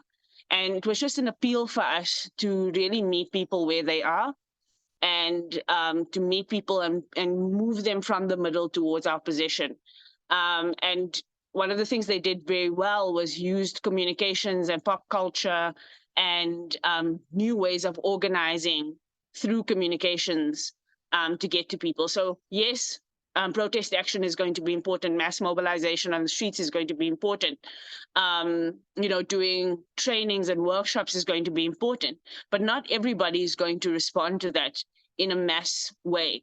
And that part of our education and part of our engagement is going to have to be about infiltrating spaces of pop culture, going beyond our own comforts as activists, and really going to meet people in spaces where they are, in the language and tones that people understand. And I know that sometimes we worry about depoliticizing our work, but I think that that having done a lot of work in the last year or so, a lot of people have the consciousness or the inclination towards the kinds of consciousness that we're trying to build, but are speaking just about it in different terms than we are. And so I just want to encourage us to take a creative and innovative approach to the kind of comms campaigns that we run around the organizing that we do towards the elections, so that we don't only speak to people who are really like us, but speak to people who have an interest in change in the ways that we would advocate for. The second thing comes from the comrades in Sudan. And the comrades in Sudan said two important things. The one was organizing around issues and making sure that the issues and the goals that are set are the things that we organize around. We don't organize around our personalities. We don't organize around, even our organizations, but we organize around the issues, and that we hear those issues from the perspectives of people who are not necessarily leading in our spaces. But the second thing that they said that I thought was absolutely important was how we then think about our engagement with the political parties and political actors. And one of the things they said was, of course, the Sudanese revolution was to remove a dictator. And the ways in which they engaged opposition parties was very much on a bring people into the room and sit them down. And I think that Difuno Kwazi had a session where they brought political parties into the room with civil society actors, with social movements, and with communities. And I think we must consider doing a lot more of that work, a lot more of the eyeball to eyeball, not with government in this regard, but with the politicians, because we're going into an election where the engagement is with politicians. post the election, whoever becomes government, we engage them as government. And before, whoever's in government, we engage now as government. But as we go into the political campaign period, that we engage with the politicians and that we, open up space for dialogue between civil society, communities, social movements, and politicians themselves, a lot more intensely and a lot more directly. I think for me, that was one of the big takeaways from that conversation, that we must not shy away from engaging in those ways. Because ultimately, it's not ideas alone that will make sure that we influence the election. It is going to be a combination of ideas, building a broad coalition of people, and then mobilizing people in their numbers. And so the ideas, which is the consciousness building, the building coalitions across spaces, and finding who are the political actors who we can sway on our views. Who are the political actors we can have conversations with? Who are we not willing to have conversations with? All of those things are going to be important for us, but not to shy away from that political engagement with political actors, especially given the fact that even people from the civil society space traditionally are going to be contesting this election. We know many of our comrades from the civil society and social justice space that are entering into active politics. We really need to be able to have those conversations. And then finally, mobilize numbers. We must set targets to mobilize numbers. Numbers alone is not it, but numbers are important if we're going to influence an election. Remembering that about 40 to 50,000 people who have signatures or who we have influence with, that represents a seat in parliament. And so political parties are going to ask us, do you have even influence over one seat in parliament? And our answer has to be, we can influence 10 seats in parliament as this collective. And so those 10 seats are then worthwhile. We can influence 20 seats in parliament. We can influence 10 seats in a provincial legislature. We're going to have to think strategically in those hard terms as well, if we're going to have a voice and a stake in the election. So I don't know if there are any other views on this before we move to the way forward session. I'm seeing on the chat, I think Svenolia saying, remember the implementation before an election campaign, where we have specific demands from each region, and therefore mobilize society around accountability and current governments in power. This will mobilize community activists as well. Yeah, again, it just takes us back to this idea that we must treat mobilizing towards the polls as if we're mobilizing for a protest. Clear demands, clear accountability, clear consequences if political actors don't take up the demands that we are putting forward. I'm not seeing any other new comments. I'm not seeing any new hands. I don't know if that means that we can and should be moving to wrapping up.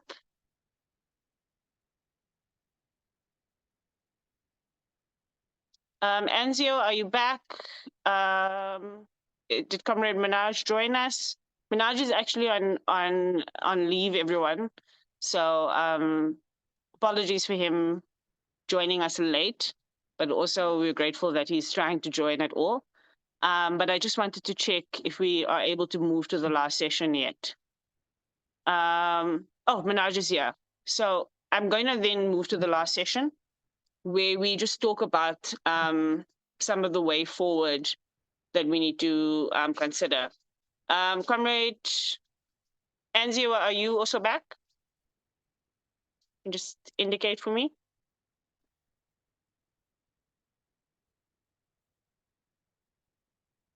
All right, not yet. So maybe I'll give over to Minaj if you are ready and able to speak, Minaj. I see Comrade Nomzamo is back as well, which is great for our way forward as a panelist. But Minaj, just based on what's come from the work that My Vote Counts did convening around strategic voting, what the next steps are that you envision, and My Vote Counts envisions and other actors in that space. I'm going to ask Comrade Anzio and Comrade Nomzamo just to speak about what the way forward is for the SJA, And sandwiched in between those, I will also just flag a few things that we need to consider in terms of immediate actions that are not necessarily related to the, that are not necessarily related to the 24 elections or anything like that, but that I think is important for us to take note of in the next few weeks as well. So, Comrade Minaj, maybe you can start us off with our way forward session. Hi, comrades. Okay, Tessa, when I joined as a panelist, I got kicked out, so I'm not sure how you introduced what I'm going to speak about, and I'm not sure what you spoke about either. So apologies, but maybe you can just give me more context. Let me give a sense. So myself and Nongero did give a background of the convening that was held on strategic voting, the outcomes that came from that, and we've spoken about a lot of the initiatives that have happened since then. And we were just wondering from the side of those who've convened around the strategic voting work, and My Vote Counts particularly, what you think some of the priorities in terms of the way forward should be around that work that people in this network should be aware of. Okay, thank you, Tessa, and apologies everyone for joining so late. So what we did with the convening is we brought together groups that are already deeply organized in various sectors, labor, youth, women, rural groups, etc. But already established. I think the most sort of prominent ones were SAF2, Abahlali Basemvundolo, Equal Education, Makua, and others. So, of course, historically, what we've seen is when you bring together established movements that have established politics, existing campaigns, etc. Because of the very necessary bureaucracy of these democratic movements, it's difficult to ensure adequate representation, because representatives always have to go back to constituencies and engage, etc. So a few concrete things came out of the convening. The most important one, well, the two most important ones were a very real commitment from representatives that were at the convening towards some sort of process, and it's also a commitment towards collective campaigns that are rooted in 4 objectives. I'm not sure if Tessa spoke about the objectives, but they are organizing behind collective demand. So use the elections as a tool to center people's demands. I got the tail end of what Tessa was saying, and I think she was saying that. To organize mass voter turnout. The third is to protect the integrity of the election process. And the fourth is to also use this elections moment towards building a political alternative beyond 2024. And what needs to happen now is to engage with the individual movement and organizations separately, because of the unique democratic organization of each of these different movements. So from My Vote Counts, we're looking the next month to we also have a report that came out of the convening, which I'm sure NGO can send to the mailing list so everyone can have a look at that. So using that report, we want to engage with leadership and members of the different movements through workshops and other kinds of engagements, and all of that we want to do before the end of the year. We're actually putting substantial resources towards doing that, so we are going to employ somebody to facilitate that process. So to do the engagements, etc. So that's going to happen before the end of the year. Hopefully, we can engage with all the different structures that were present. The convening also mandated us to engage with people who weren't in the room for the 3 days of the convening. So part of the engagements over the next 3 months will be reaching out to those groups. And I mean, I'm hoping that SJA can also help with identifying who those groups are.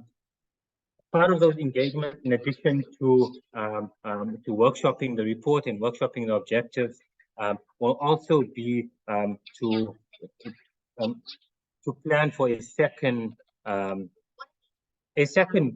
convening or meeting of sorts. Now, we're not sure how exactly this will look. So I'm thinking that it will look like smaller provincial meetings, and that will be at the beginning of next year. All of this, of course, will fit into other initiatives. I know the SJA and NGO have been working on a timeline of sorts, so we can look at that and plan the second convening or convenings around that as well. Yeah. So we don't have, like, I can't give you a solid way forward right now. But what I can say concretely is that before the end of this year, we will be engaging with every single one of the movements that were present at the convening and reaching out to identified ones that weren't present, towards planning for smaller meetings in January and February. Tessa, I'm not sure if there's more you wanted to speak to. No, I think that's really helpful, Manoj, because that just tells us that we should expect some more bilateral engagements around that. And also it will give us a sense if there's anybody whose work is being missed out on, that can be channeled into collective efforts.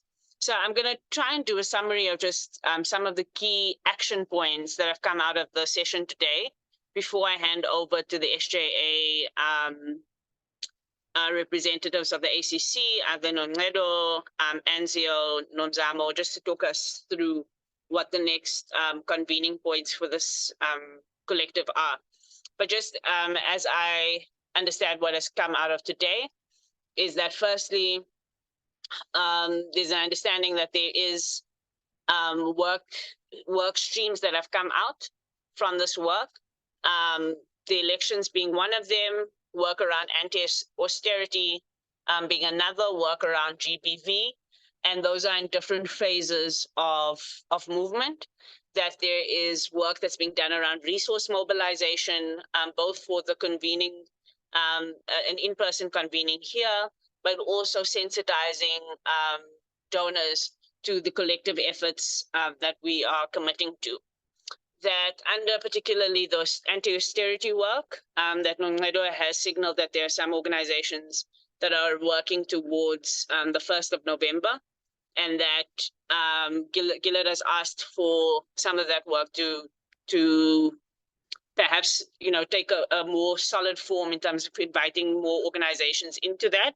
And so perhaps I think the ACC can think about in the next week or so, convening around that, even if it's quite a, just a first convening on organizations that are interested in the anti-austerity work, and what can be done between now and the 1st of November to supplement any activities already planned, and to use that moment as a moment to try and drive some change or awareness. The other thing then is around the work for the elections. So people are aware now that there's work being done around registration, around securing the vote, and around a people-centered agenda. And from that there's a weekly meeting that people could attend, and that information will be shared as part of the minutes of this meeting. But that there are a number of events coming up in the next few months. And so people have asked for a shared calendar of activities And I think we can broaden that beyond just the elections and broaden it to all of the activities of organizations in this network that are around the three key areas that we've spoken about: elections, austerity, and GBV. And then finally, that we are going to really think about ways that we can support each other's work and add to the work that's happening. So people have brought up organizations that should be part of these conversations for the different issues, areas like the Eastern Cape and others where people would like to connect in. And so we just need to make sure that as many organizations get connected into this work as quickly as possible. But yeah, I think sharing of the calendar will also help with making sure that we make those connections. But I think it's going to be important that that streams of work are announced periodically, that if there's a stream of work and a group of activists and organizations working on something, that gets announced to the entirety of the SJA network and organizations in it, so that people know how to participate.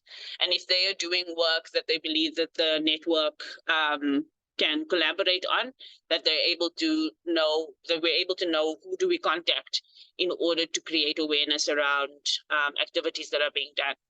And then finally, that there'll be a comms drive around a campaign that has two main messages: a message to civil society and social movements to activate the 28 million voters that are disillusioned, and a message to society that we are the change, and that the Social Justice Assembly will be driving a comms campaign around that, and that we can participate in and we can support to amplify the message that not only for the election, but also beyond it, it is actually the people of the country who are the change. I think from my side, I think that's a wrap up of the session that we just had now and some of the inputs from it. I don't know if anyone feels like I'm missing something, if there's anything that still needs to be added. However, sorry, before I hand over, because when I hand over to the Social Justice Assembly team now, it will be to say goodbye. I see that, sorry, Rex Molefe has also put in, that is from the Mateo Training Institute. So also to add into organizations that we can work with. But I also want us just to speak, I wanted to speak on this platform just about the fact that there are a lot of immediate efforts that are happening. For example, around the Joburg crisis, around KZN fires that just happened as well recently, efforts in the Western Cape around the floods. And I think it's also important for us to notify when there are collective efforts happening around that. I know that there is a team that's working, or organizations that are working together around doing some mass action related to the Joburg crisis. I know the AKF is also working on work on the Joburg crisis. So I think even that calendar can help us with things that are not necessarily seen as directly part of our agenda items as it relates to 24 or austerity, but that sometimes we can just use as a way to mobilize, or at least call for mobilization when it's necessary.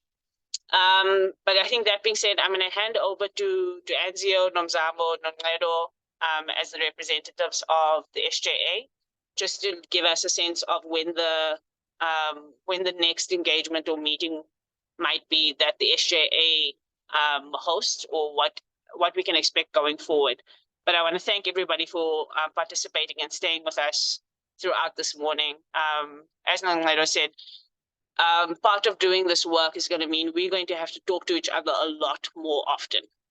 And whether it's in these kind of forums virtually or in smaller groupings virtually and in our regions in person, we cannot build power unless we build relationships.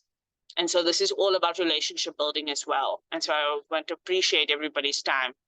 Anzio, Nomzamo, Nonqedo, if you just want to wrap us up. All right. Thank you so much, Tessa. Just before you leave, don't go yet. Can I take your hand, Lebo?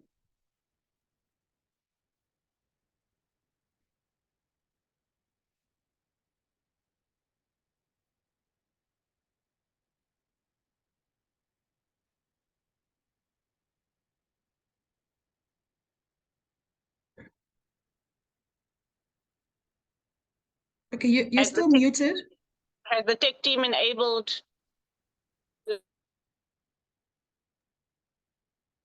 Fantastic. Brother Molefe will take you after Ulebo. Lebo, would you be able to unmute and go for it? I'm not sure Lebo can unmute. I think the tech team needs to unmute Lebo. Okay. Sorry, we have requested them to unmute. And then also for Ndade Rex Molefe, can unmute there as well. Yes, we've sent both of them the request.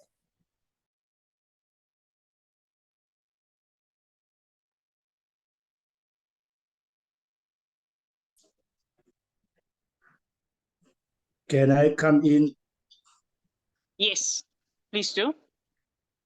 Yeah, mine is just, greetings, colleagues. Mine is just appreciation to say we are on a right track, and we have been observing over the past, decades that civil society has become more rebound, and once we accept that, then the constitutional democracy will be compromised. We need to strengthen civil society and then make it a point that it becomes active so that we can continue to hold government to account, demand transparency and so forth. So I'm so happy about whatever that is being discussed today and agreed upon. So ours is just now to implement what we have agreed upon. So it is just an appreciation. Thank you very much. Thank you, Ndade Rex. Lebogang, are you unable to speak?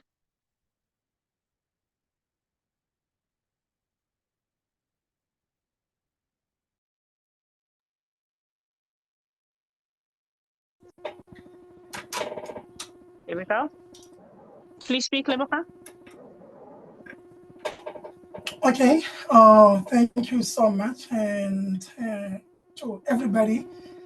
My point of view, what I can say here is that I hear the information, I hear every report that was reported, and it's very important. The only thing, like the previous speaker said, we need to implement and try to do monitoring and evaluation up to so far, try to do follow-up as well, and be active as well. We've been talking about mobilizing and everything. So if you can make it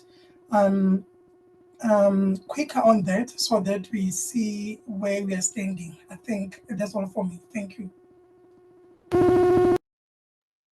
Thank you, Lebogang, and thank you through the Ratlu team as well, Ratlu FM team for live broadcasting this as well. So I'm going to hand over then to the Social Justice ACC team, Noncedo, Anzio, Nomzamo, any or either of you who want to wrap us up. Okay, thank you very much. Thanks, Tessa. If we were in the consulting room of a Sangoma, okay, what they say to you when you come through for like your mediation or consult, whatever it's called, they'll tell you that yes, alibongwa. You don't say thank you to another healer, but you have gratitude for the experience.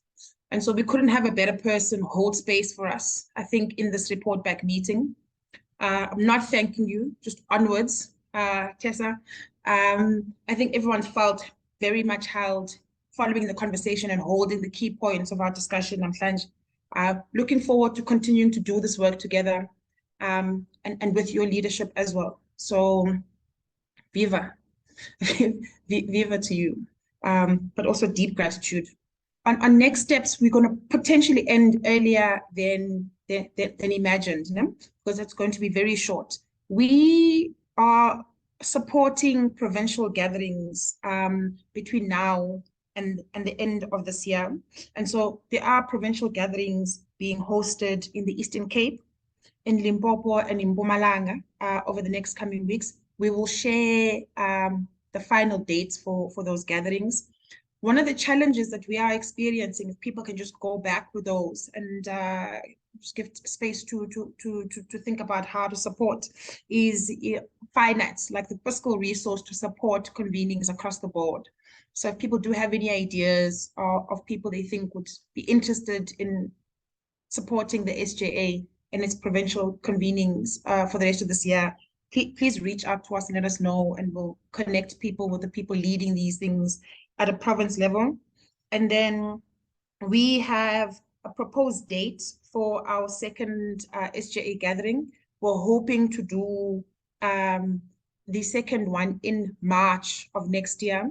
We recognize that January, we're going to hit the ground running. February, we've got all sorts of things happening, SONAs, budget speeches, anti-austerity activities. And so we thought March is a better date. We're likely to use the same venue that we did this year, which will give us plenty of opportunities for breakaways and to build the program so that it isn't strictly plenary, but those breakaways give space for learning and opportunity. There's appetite for a couple of comrades from different parts of the world that have gone through a recent election to come and join us as well. So it promises to be a really agile and robust space. So looking forward to that. We are looking for fiscal support to host our second convening. One of the challenges of not being able to hold it now in September is that we did struggle to find enough money to gather. Yeah?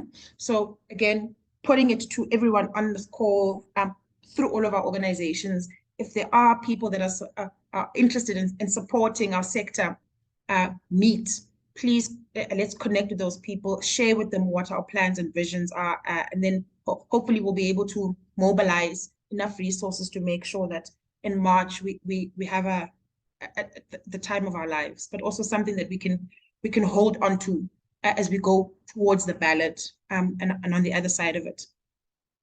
That's it from us for today.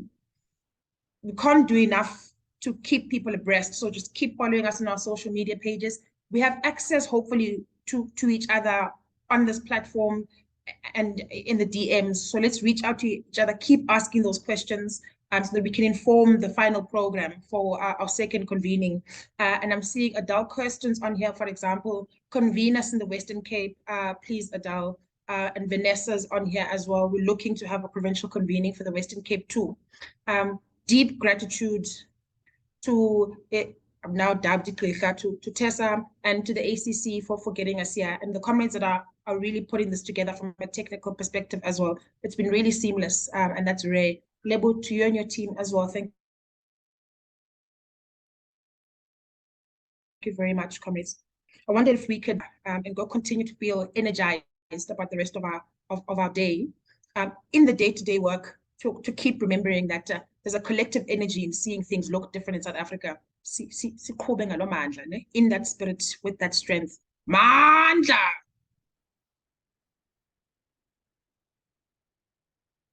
Okay, I mean, I don't know if enough people can unmute, but Gawethu Ngengani. Thank you very much, comrades. Goodbye.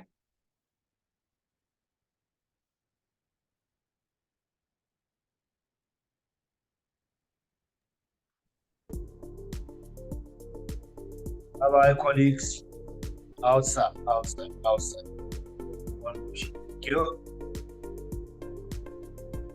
Thank you.